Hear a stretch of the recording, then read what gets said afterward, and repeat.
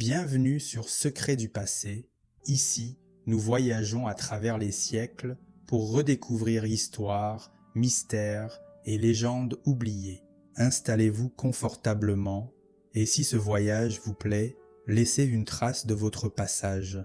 Ferme les yeux et imagine un temps où le monde n'était pas encore formé, un temps où seul existait le chaos, vaste et infini, sans forme ni conscience. Peux-tu le percevoir, ce néant primordial, cette absence de tout qui pourtant contenait les germes de l'univers entier? C'est là que notre histoire commence, dans cet abîme sans fond ni lumière. Du chaos émergèrent les premières entités. Gaïa, la terre nourricière aux larges flancs, Tartare, les profondeurs insondables, Eros, le désir qui unit toutes choses, Ereb, les ténèbres souterraines, et Nyx, la nuit aux voiles étoilés.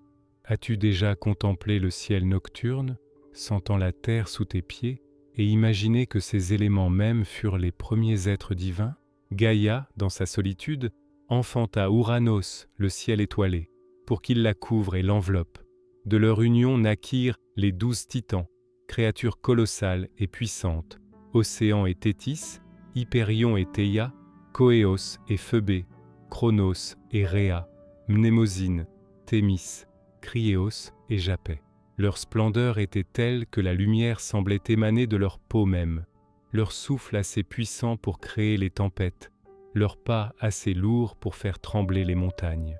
Mais Gaïa engendra aussi d'autres enfants, plus étranges et redoutables encore, les 3 cyclopes aux yeux uniques et les 3 hécatonchires aux 100 bras et 50 têtes. Ouranos, effrayé par ces créatures, les précipita dans les entrailles de Gaïa, les condamnant à l'obscurité. Peux-tu imaginer la douleur d'une mère dont les enfants sont emprisonnés dans ses propres entrailles? La terre gémissait, torturée par leur présence en elle. Dans sa souffrance, Gaïa façonna une faucille d'adamant, ce métal plus dur que le diamant, et supplia ses enfants titans de l'aider à se venger. Seul Chronos, le plus jeune et le plus ambitieux, accepta. Il attendit qu'Ouranos descende sur Gaïa à la tombée de la nuit. Sens-tu la tension de ce moment, l'air lourd d'orage, le ciel étoilé descendant sur la terre dans l'obscurité? Chronos, embusqué, surgit alors. D'un mouvement terrible, il trancha les parties génitales de son père avec la faucille.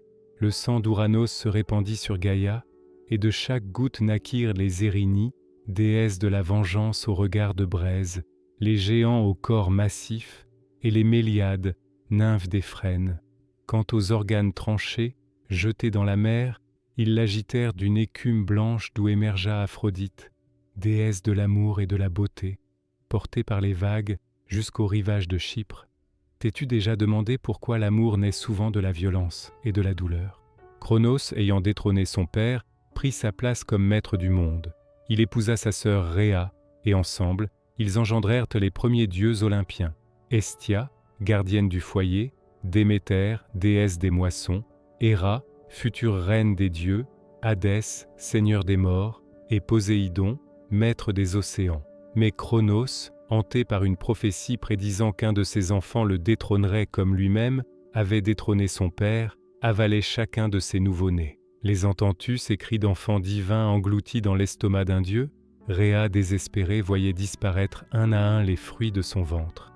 Lorsqu'elle fut enceinte de son 6e enfant, Zeus, Rhea ne put supporter l'idée de le perdre également. Elle s'enfuit secrètement sur l'île de Crète, où elle donna naissance dans une grotte du mont Ida. Pour tromper Chronos, elle enveloppa une pierre dans des langes et la lui présenta comme leur enfant.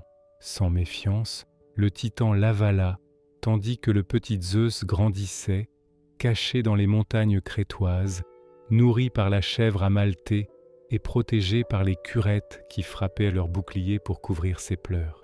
Imagine cet enfant divin, destiné à régner sur l'univers, élevé dans le secret d'une grotte brumeuse, bercé par le son métallique des armes entrechoquées. Lorsque Zeus atteignit l'âge adulte, il sollicita l'aide de Métis, une océanide rusée. Ensemble, ils préparèrent une potion qui, une fois ingérée par Chronos, le fit vomir tous les enfants qu'il avait avalés. Hestia, Déméter, Héra, Hadès et Poséidon émergèrent, adultes et indemnes, prêts à se venger de leur père. Peux-tu les voir sortir, couverts de bile divine, clignant des yeux à la lumière du jour qu'ils découvrent pour la première fois?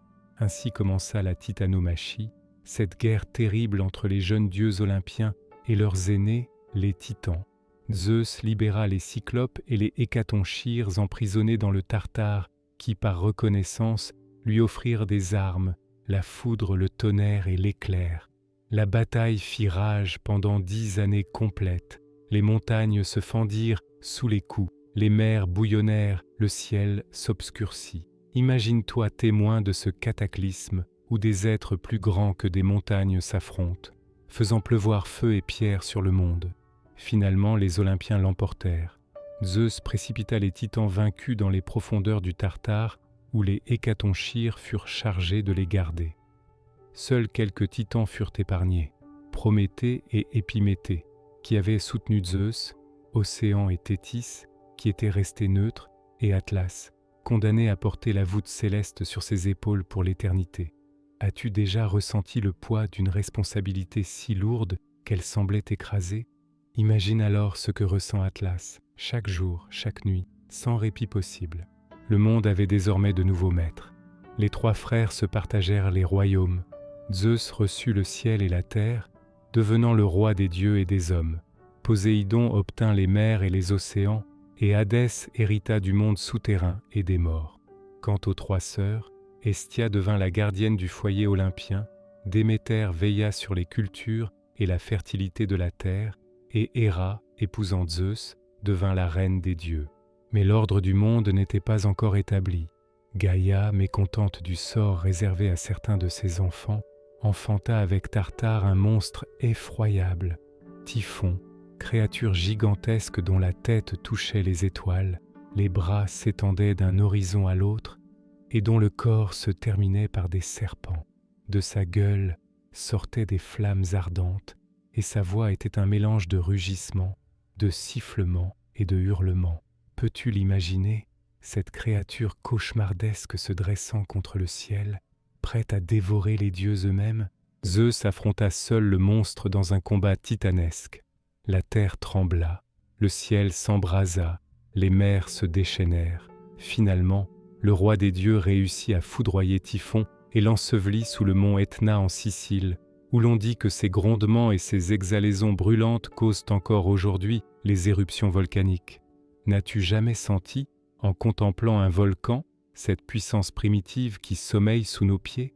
Avec la défaite de Typhon, l'autorité de Zeus fut définitivement établie. Les Olympiens pouvaient désormais régner sans contestation. Mais qu'en était-il des hommes?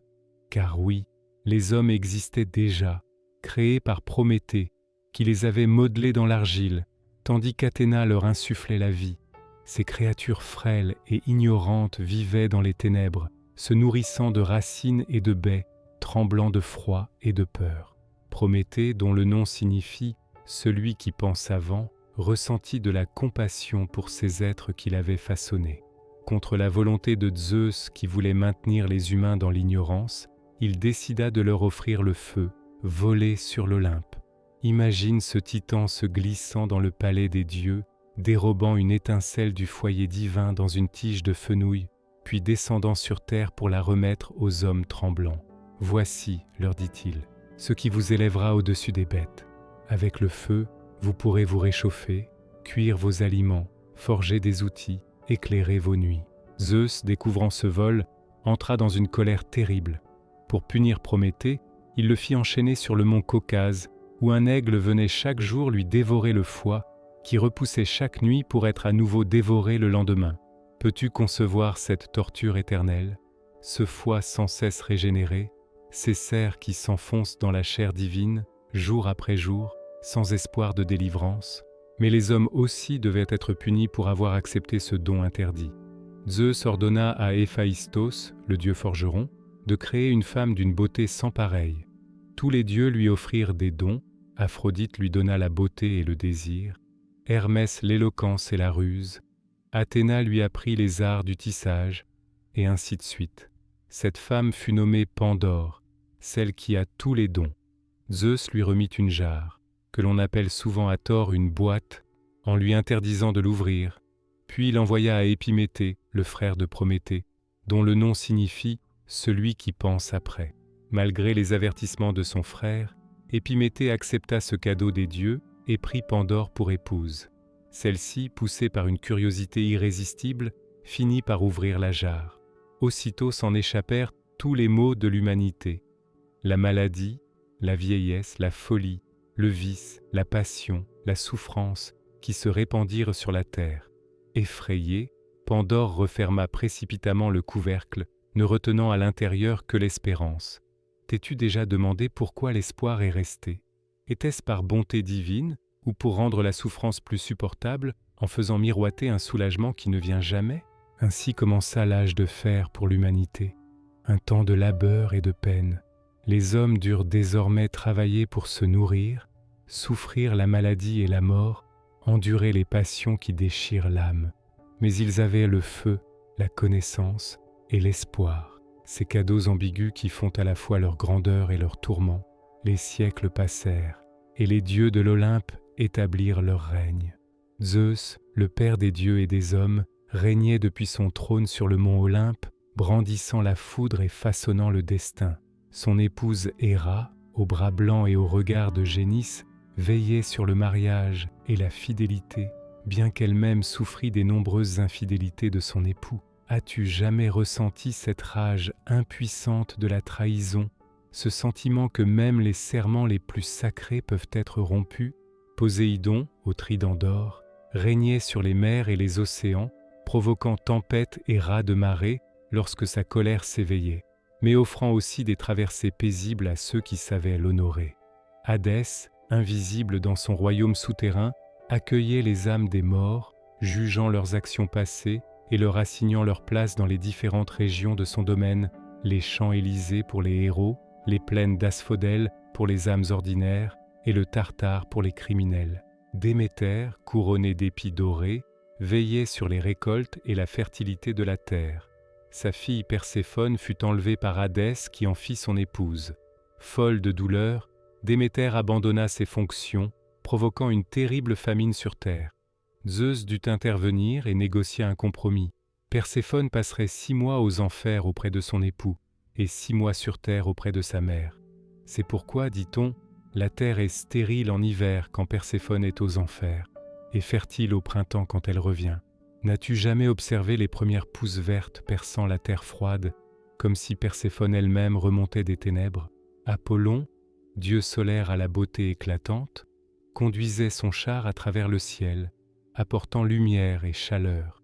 Maître de la musique, de la poésie, de la prophétie et de la médecine, il était adoré dans toute la Grèce, particulièrement à Delphes, où son oracle rendait des prophéties énigmatiques qui guidaient le destin des hommes et des cités.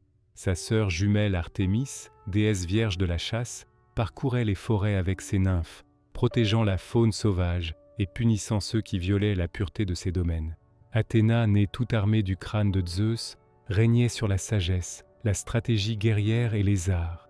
Protectrice d'Athènes qui porte son nom, elle offrit à la cité l'olivier, symbole de paix et de prospérité.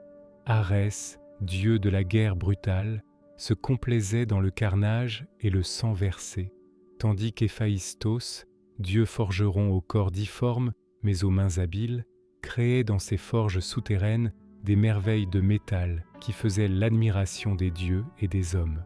Aphrodite, née de l'écume des flots, régnait sur l'amour et la beauté. Son pouvoir s'étendait sur tous, dieux et mortels, et rares étaient ceux qui pouvaient résister à ses charmes. Son fils Eros l'accompagnait, armé de son arc et de ses flèches qui inspiraient la passion à quiconque en était touché. As-tu déjà ressenti cette flèche invisible qui traverse le cœur, cette chaleur soudaine qui monte aux joues quand le regard croise celui de l'être aimé? Hermès, aux sandales ailées, messager des dieux et conducteur des âmes vers le royaume d'Hadès, protégeait aussi les voyageurs, les marchands et, paradoxalement, les voleurs, incarnant la ruse et l'éloquence. Dionysos, né de la cuisse de Zeus, apportait aux hommes l'ivresse libératrice du vin, présidant aux festivités où le raisin fermenté déliait les langues et les corps, permettant d'échapper pour un temps aux contraintes de l'existence mortelle. Ces 12 grands dieux ainsi que de nombreuses divinités mineures, formaient le panthéon olympien. Ils vivaient dans des palais de marbre et d'or sur le mont Olympe, se nourrissant d'ambroisie et buvant le nectar qui leur conférait l'immortalité. De là-haut, ils observaient les humains, intervenant dans leurs affaires selon leur bon vouloir, tantôt bienveillants, tantôt cruels, toujours imprévisibles comme le destin lui-même. Les mortels leur offraient sacrifices et prières, cherchant à s'attirer leur faveur ou à apaiser leur colère. Car la vie des hommes était fragile, soumise aux caprices divins et aux décrets des moires, ces trois sœurs fileuses qui mesuraient, déroulaient et coupaient le fil de chaque existence. Les dieux, bien qu'immortels et puissants, n'étaient pas exempts de passions humaines. Leurs querelles, leurs amours, leurs jalousies tissaient une toile complexe d'intrigues qui affectait le monde des mortels. Zeus, en particulier, était connu pour ses nombreuses liaisons amoureuses, se métamorphosant sous diverses formes pour séduire déesses et mortels. Il devint pluie d'or pour Danaé, cygne pour Léda, taureau blanc pour Europe, aigle pour Ganymède. De ces unions naquirent de nombreux héros et demi-dieux dont les exploits allaient marquer l'histoire. L'un des plus célèbres fut Héraclès, né de l'union de Zeus et de la mortelle Alcmène. Héra, jalouse, tenta de le tuer dès sa naissance en envoyant 2 serpents dans son berceau, mais l'enfant divin les étrangla de ses mains minuscules. Plus tard, toujours poursuivi par la haine d'Héra, Héraclès fut frappé de folie et tua sa propre femme et ses enfants. Pour expier ce crime, il dut se mettre au service d'Eurysthée, roi de Mycène, qui lui imposa 12 travaux surhumains. Peux-tu l'imaginer, ce héros à la force prodigieuse mais à l'âme tourmentée, affrontant des monstres et des dangers inouïs pour racheter une faute qu'il n'avait pas vraiment commise? Le vois-tu étouffant le lion de Némée à la peau impénétrable, abattant l'hydre de Lerne aux têtes multiples, capturant la biche de Sérigny aux sabots d'airain, maîtrisant le sanglier d'Érimante, nettoyant en un jour les écuries d'Augias, chassant les oiseaux du lac Stymphale, domptant le taureau de Crète, volant les juments de Diomède mangeuse d'hommes, s'emparant de la ceinture d'Hippolyte reine des Amazones, ramenant les bœufs de Gérion, cueillant les pommes d'or du jardin des Hespérides, et enfin descendant aux enfers pour capturer Cerbère, le chien à 3 têtes gardien du royaume des morts. Après avoir accompli ces 12 travaux, Héraclès fut enfin libéré de sa malédiction. Il connut encore de nombreuses aventures avant de mourir, empoisonné involontairement par sa seconde épouse Déjanire. Sur son bûcher funéraire, son corps mortel fut consumé, mais sa partie divine s'éleva vers l'Olympe, où il fut accueilli parmi les dieux, réconcilié même avec Héra qui lui donna sa fille Hébé pour épouse. N'est-ce pas là le rêve secret de tout mortel? Transcender sa condition, s'élever au-delà de la souffrance et de la mort, rejoindre les immortels dans leur éternelle félicité? Un autre héros célèbre fut Persée, fils de Zeus et de Danaé. Sa mère et lui furent jetés à la mer dans un coffre par le père de Danaé, Acrisios, qui craignait une prophétie selon laquelle il serait tué par son petit-fils. Mais Zeus veillait sur eux, et ils échouèrent sains et saufs sur l'île de Sériphos, où ils furent recueillis par le pêcheur Dictys. Des années plus tard, le roi de l'île, Polydectès, s'éprit de Danaé mais fut rebuté par la présence protectrice de Persée. Pour l'éloigner, il organisa un banquet où chaque invité devait offrir un cheval, sachant que Persée, trop pauvre, ne pourrait s'exécuter. Le jeune homme, piqué au vif, promit alors d'apporter la tête de la gorgone Méduse, créature terrifiante dont le regard pétrifiait quiconque le croisait. Croyant l'envoyer à une mort certaine, Polydectès accepta, mais Persée bénéficia de l'aide des dieux. Athéna lui prêta son bouclier poli comme un miroir, Hermès lui donna une épée incurvée en adamant, les nymphes lui offrirent des sandales ailées, un sac magique et le casque d'Hadès qui rendait invisible. Ainsi équipé, Persée trouva les Grées, 3 vieilles femmes qui partageaient un seul œil et une seule dent. Il s'empara de ces trésors et ne les leur rendit qu'en échange d'informations sur l'emplacement des Gorgones. Peux-tu l'imaginer, ce jeune homme volant dans les airs, invisible, guidé par la protection divine, vers un danger que nul n'avait affronté et survécu? Le vois-tu s'approcher des Gorgones endormies, ces femmes aux cheveux de serpent, aux défenses de sangliers, Aux mains de bronze, utilisant le bouclier d'Athéna comme miroir pour ne pas croiser directement le regard mortel de Méduse, il trancha sa tête d'un coup précis et l'enferma dans le sac magique. Du sang de la Gorgone décapitée naquit Pégase, le cheval ailé, tandis que les sœurs de Méduse, éveillées par le bruit, se lancèrent à la poursuite du meurtrier. Mais protégé par le casque d'invisibilité, Persée leur échappa et reprit son vol vers Séryphos. En chemin, il aperçut Andromède, fille du roi Céphée et de la reine Cassiopée, enchaînée à un rocher et offerte en sacrifice à un monstre marin envoyé par Poséidon pour punir l'orgueil de sa mère. Persée tua le monstre, libéra la jeune fille et l'épousa, non sans avoir auparavant pétrifié son ancien prétendant qui tentait de s'opposer à leur union. De retour à Séryphos, Persée trouva sa mère et Dictys réfugiés dans un temple, fuyant les avances forcées de Polydectès. Furieux, il se rendit au palais où le roi et ses courtisans festoyaient. « Voici le présent que j'avais promis », déclara-t-il en exhibant la tête de Méduse. Tous ceux qui la regardèrent furent instantanément changés en pierre. Après avoir confié le royaume à Dictys, Persée rendit aux dieux leurs cadeaux et offrit la tête de Méduse à Athéna, qui la fixa sur son égide. Plus tard, participant à des jeux athlétiques, il lança accidentellement un disque qui atteignit et tua un vieil homme dans la foule. C'était Acrisios, son grand-père, venu assister incognito au jeu. Ainsi s'accomplit la prophétie que celui-ci avait tenté de déjouer. N'est-ce pas là l'ironie du destin ? Plus on cherche à l'éviter, plus on court à sa rencontre. D'autres héros encore marquèrent cette époque mythique. Thésée, fils du roi d'Athènes Égée, ou peut-être de Poséidon, qui tua le Minotaure dans le labyrinthe de Crète, libérant ainsi Athènes du tribut sanglant qu'elle devait payer chaque année. Jason, qui rassembla les Argonautes et navigua jusqu'en Colchide pour s'emparer de la toison d'or, aidé par la magicienne Médée, qui devint son épouse, avant de se venger terriblement lorsqu'il la répudia. Bellérophon, qui dompta Pégase et tua la chimère, avant de connaître une fin tragique lorsqu'il tenta de s'élever jusqu'à l'Olympe. Et puis il y eut la guerre de Troie, ce conflit épique qui opposa les Achéens, les Grecs, à la cité de Troie en Asie mineure. Tout commença lors des noces de Pélée, roi de Phthie, et de la Néréide Thétis. Tous les dieux avaient été invités sauf Éris, la déesse de la discorde. Pour se venger, celle-ci jeta au milieu du banquet une pomme d'or portant l'inscription « À la plus belle ». Héra, Athéna et Aphrodite revendiquèrent toutes trois ce prix, et Zeus, ne voulant pas arbitrer lui-même ce dangereux concours, confia la tâche à un jeune berger troyen nommé Paris. Chacune des déesses tenta de le séduire par des promesses. Héra lui offrit la puissance et la royauté, Athéna la sagesse et la gloire guerrière, Aphrodite l'amour de la plus belle femme du monde.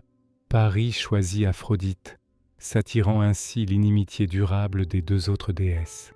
La plus belle femme du monde était alors Hélène, épouse de Ménélas, roi de Sparte.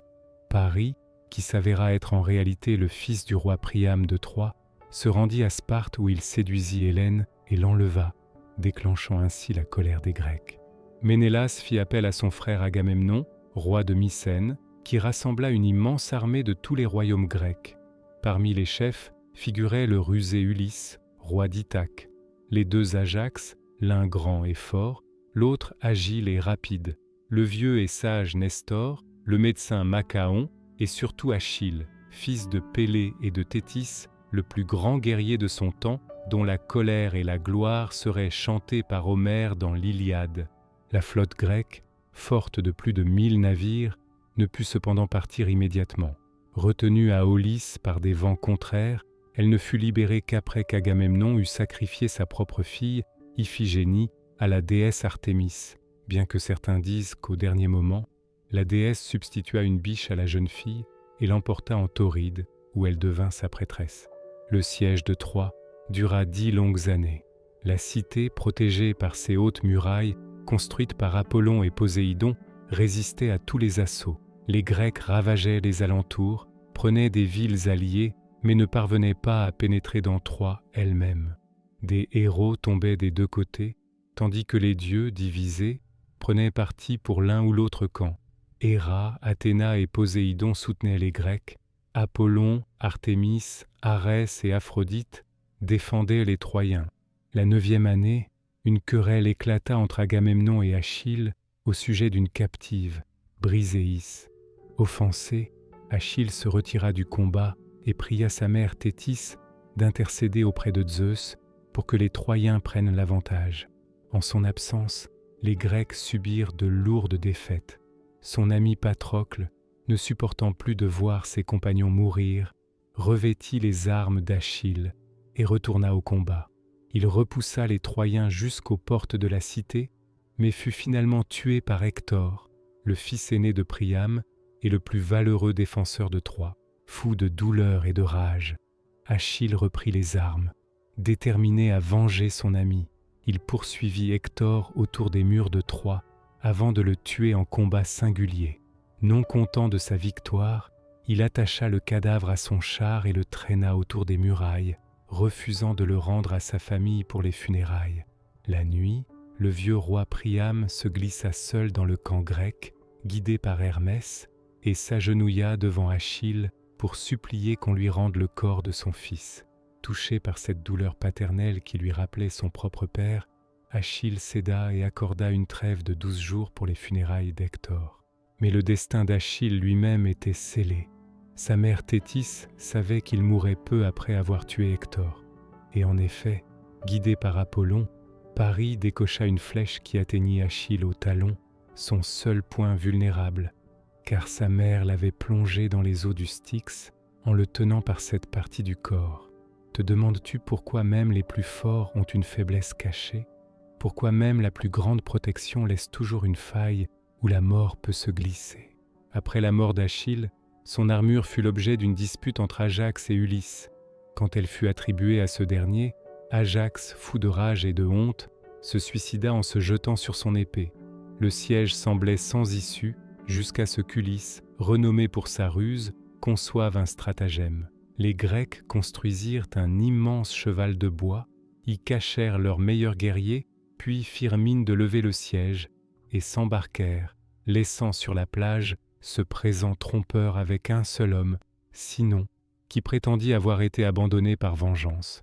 Malgré les avertissements de Laocon, prêtre d'Apollon, je crains les Grecs, même quand ils apportent des présents, et les prémonitions de Cassandre, fille de Priam douée du don de prophétie mais condamnée à n'être jamais crue, les Troyens firent entrer le cheval dans leur cité.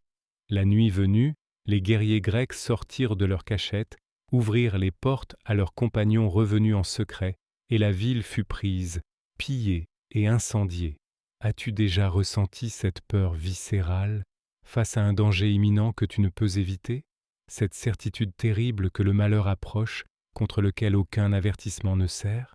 Priam fut tué au pied de l'autel de Zeus, son fils encore enfant Astyanax fut précipité du haut des remparts, et les femmes, dont Andromaque veuve d'Hector et Hécube, épouse de Priam, furent emmenées comme esclaves.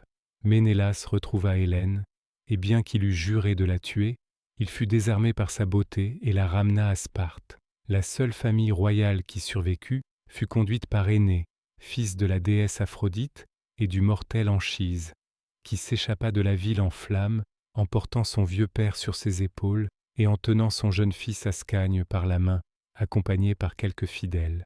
Après de longues errances, il atteindrait l'Italie où sa descendance fonderait Rome, mais ceci est une autre histoire. Tous les héros grecs ne connurent pas un heureux retour. Certains périrent en mer, d'autres furent assassinés à leur arrivée, d'autres encore errèrent pendant des années avant de revoir leur patrie. Le plus célèbre de ces retours difficiles est celui d'Ulysse, raconté par Homère dans l'Odyssée. Ulysse, roi d'Ithaque, mit 10 ans à regagner son île après la chute de Troie. Son voyage fut semé d'embûches et d'aventures extraordinaires. D'abord, il affronta les Cyclones, puis fut poussé par la tempête jusqu'au pays des lotophages, mangeurs de lotus qui faisaient oublier leur patrie à ceux qui goûtaient ce fruit. Ensuite, il rencontra le cyclope Polyphème, fils de Poséidon, qui dévora plusieurs de ses compagnons avant qu'Ulysse ne parvienne à l'enivrer et à lui crever son œil unique. Dans sa fuite, Ulysse commit l'erreur fatale de révéler son nom au monstre aveuglé, s'attirant ainsi la haine tenace de Poséidon. Puis Ulysse visita l'île d'Éole, maître des vents, qui lui offrit une outre contenant tous les vents contraires à son retour. Mais ses compagnons, croyant qu'elle renfermait un trésor, l'ouvrirent pendant son sommeil, déchaînant une tempête qui les repoussa loin de leur route. Ils abordèrent ensuite chez les Lestrygons, géants anthropophages, qui détruisirent 11 de leurs 12 navires, puis atteignirent l'île de la magicienne Circé, qui transforma la moitié de l'équipage en pourceaux. Protégé par une herbe magique donnée par Hermès, Ulysse résista au sortilège et força Circé à rendre leur forme humaine à ses compagnons. Il resta 1 an auprès d'elle, puis, sur son conseil, se rendit aux enfers pour consulter le devin Tirésias sur la route à suivre. Dans le royaume des morts, Ulysse rencontra l'ombre de sa mère, celle d'Achille, et d'autres héros de la guerre de Troie, ainsi que Tirésias qui lui prédit les épreuves à venir et lui conseilla de respecter les troupeaux du dieu Soleil lorsqu'il atteindrait l'île de Thrinacie. Revenu dans le monde des vivants, Ulysse affronta les sirènes dont le chant enchanteur attirait les marins vers les récifs. Il fit boucher les oreilles de ses compagnons avec de la cire et se fit lui-même attacher au mât pour pouvoir entendre leur mélodie sans danger. Peux-tu imaginer ce tourment, cette beauté si parfaite qu'elle tue, ce désir qui pousse à l'autodestruction? Puis il dut naviguer entre Charybde, gouffre marin qui engloutissait les eaux 3 fois par jour, et Scylla, monstre à 6 têtes qui dévorait les marins.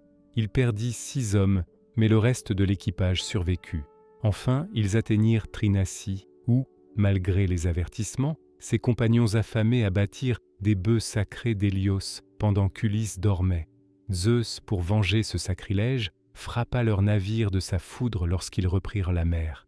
Tous périrent, sauf Ulysse qui, accroché aux débris, dériva jusqu'à l'île de Calypso.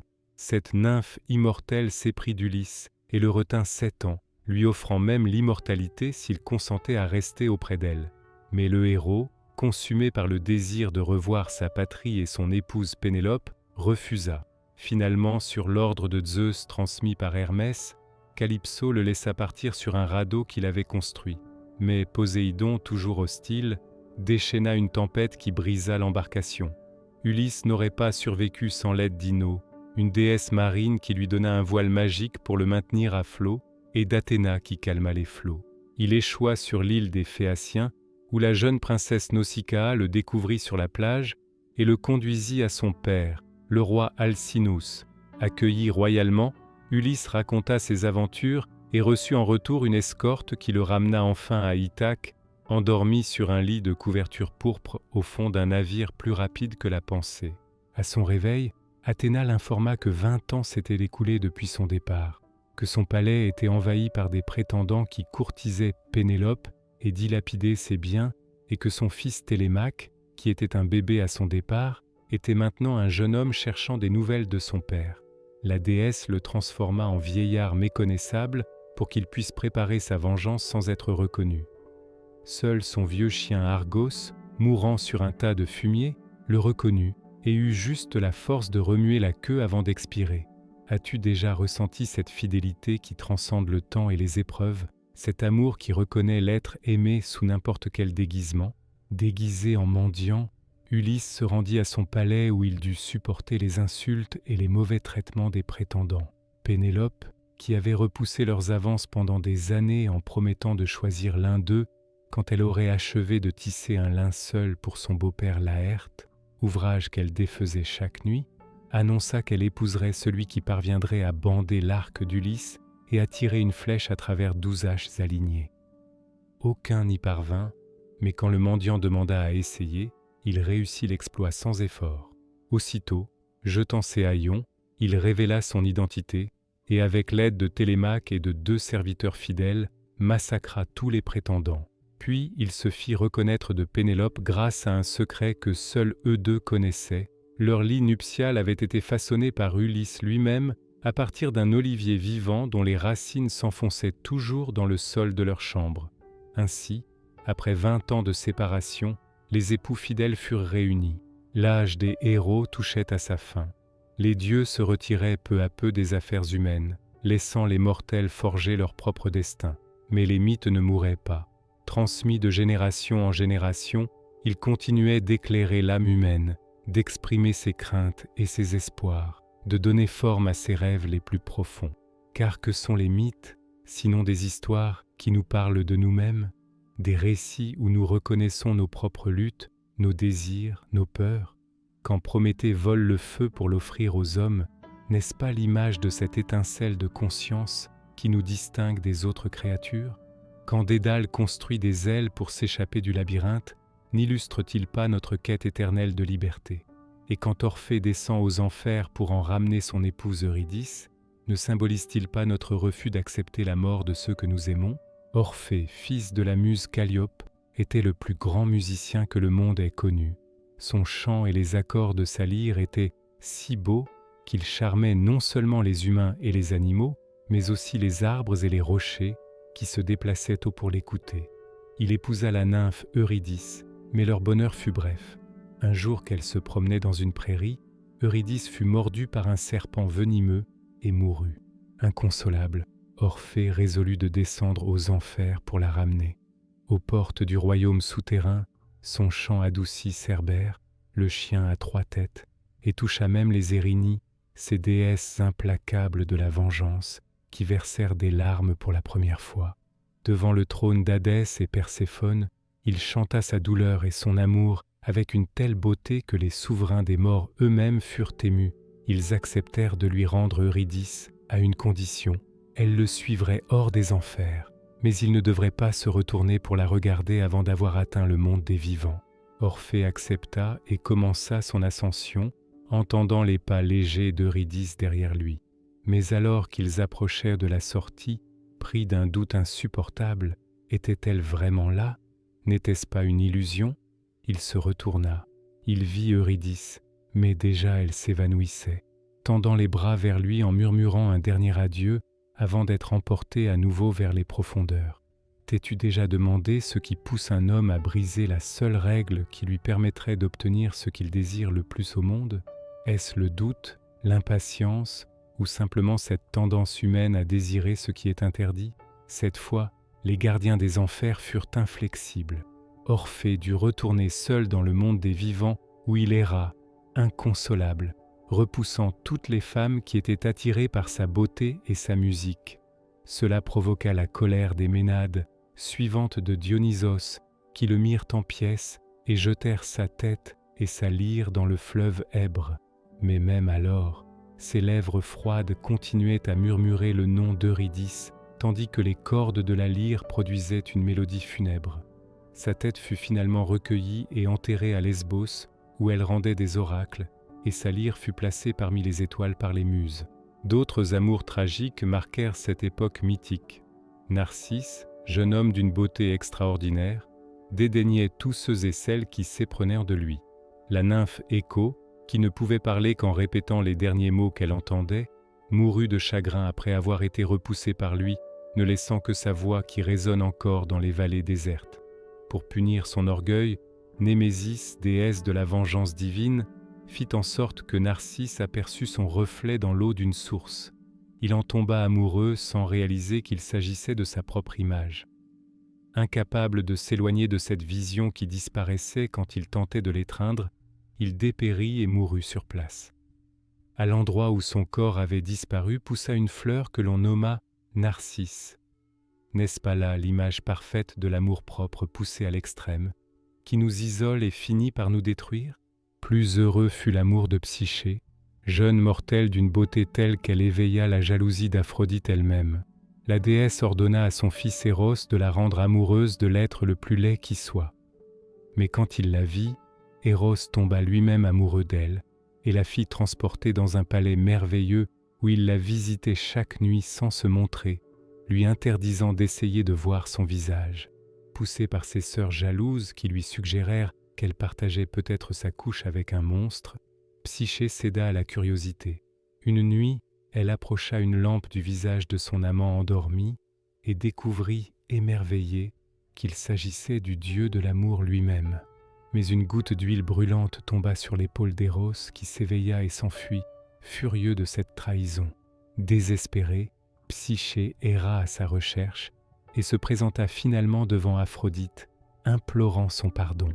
La déesse, toujours jalouse, lui imposa 4 tâches impossibles: trier un énorme tas de graines, mélanger en une seule nuit, recueillir la laine d'or de moutons sauvages, remplir une fiole de l'eau du Styx qui coulait au sommet d'une montagne inaccessible, et enfin descendre aux enfers pour rapporter un peu de la beauté de Perséphone dans une boîte. Psyché réussit les 3 premières épreuves avec l'aide de diverses créatures émues par son amour et sa détermination: fourmis, roseaux, aigles, mais faillit échouer à la dernière. Ayant obtenu la boîte de Perséphone, elle fut tentée de l'ouvrir, pensant que cela pourrait la rendre encore plus belle aux yeux d'Eros. Mais au lieu de beauté, c'est un sommeil mortel qui s'en échappa et la plongea dans une torpeur semblable à la mort. Eros, qui l'avait secrètement observée et protégée pendant ses épreuves, ne put supporter de la perdre. Il vola à son secours, essuya le sommeil de ses paupières, la ramena à la vie et implora Zeus de la rendre immortelle pour qu'ils puissent vivre ensemble éternellement. Zeus, touché par cet amour qui avait surmonté tant d'obstacles, accéda à sa demande. Même Aphrodite finit par accepter cette union. Psyché fut admise parmi les immortels et donna naissance à une fille nommée Volupté. Ainsi, l'âme humaine, symbolisée par Psyché dont le nom signifie âme en grec, après bien des souffrances et des épreuves, s'unit à l'amour divin et accède à l'immortalité. N'est-ce pas là l'aspiration la plus profonde de l'être humain? Trouver un amour qui donne sens à sa vie et qui transcende la mort? Ces mythes, ces légendes qui ont traversé les siècles nous parlent encore aujourd'hui. Ils nous rappellent notre condition humaine, avec ses joies et ses peines, ses triomphes et ses échecs. Ils nous montrent que depuis toujours, nous sommes habités par les mêmes désirs, les mêmes craintes, les mêmes espoirs. Tu t'es peut-être demandé pourquoi ces histoires, nées il y a si longtemps dans un monde si différent du nôtre, continuent de nous fasciner. C'est qu'elles touchent à quelque chose d'essentiel en nous, quelque chose qui ne change pas avec le temps ou les circonstances. Elles nous parlent de notre place dans l'univers, de notre relation aux forces qui nous dépassent, qu'on les appelle Dieu, destin ou nature. Elles explorent nos passions, nos conflits intérieurs, nos aspirations les plus profondes. En Prométhée qui défie les dieux pour offrir le feu aux hommes, nous reconnaissons notre propre désir de connaissance et d'autonomie, mais aussi le prix que nous payons parfois pour notre audace. En Dédale qui construit un labyrinthe si complexe qu'il s'y perd lui-même, nous voyons l'hubris de l'intelligence humaine qui peut se retourner contre son créateur. En Icare qui vole trop près du soleil malgré les avertissements de son père, nous retrouvons cette impétuosité de la jeunesse qui refuse les limites et paie souvent de sa vie cette soif d'absolu. Les mythes nous offrent aussi des modèles, positifs ou négatifs, qui nous aident à donner forme à nos propres vies. Pénélope incarne la fidélité inébranlable, Ulysse la ruse et la persévérance, Achille la bravoure, mais aussi la colère destructrice, Héraclès la force au service du bien malgré les épreuves. Ces figures archétypales nous accompagnent, consciemment ou non, dans nos choix quotidiens. Mais peut-être la plus grande richesse des mythes grecs réside-t-elle dans leur ambiguïté morale. Contrairement à d'autres traditions religieuses ou mythologiques, ils ne présentent pas une vision manichéenne du monde. Les dieux eux-mêmes ne sont ni parfaitement bons, ni totalement mauvais. Zeus, le roi des dieux, est à la fois le garant de la justice et un époux infidèle. Hadès, seigneur des morts, est redoutable, mais juste. Aphrodite apporte l'amour, mais aussi la passion destructrice. Cette complexité morale reflète celle de notre propre existence. Nous ne sommes pas des héros sans faille, ni des vilains sans rédemption possible, mais des êtres contradictoires, capables du meilleur comme du pire. Et c'est précisément cette reconnaissance de notre nature ambivalente qui fait la profondeur et la pérennité de la mythologie grecque. Alors que les flammes de Troie s'éteignent, que les derniers héros rejoignent le royaume des ombres, que l'Olympe lui-même semble s'éloigner dans les brumes du temps, quelque chose demeure.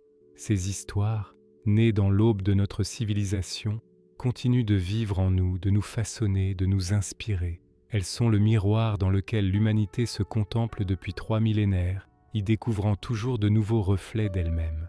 Car au fond, Qu'est-ce qu'un mythe sinon une vérité habillée de merveilleux, une façon de dire l'indicible, d'explorer l'inconnu, de donner forme à nos aspirations les plus secrètes? Ces récits qui ont bercé l'enfance de notre monde nous accompagnent encore dans notre âge adulte, nous rappelant d'où nous venons et peut-être nous suggérant où nous allons.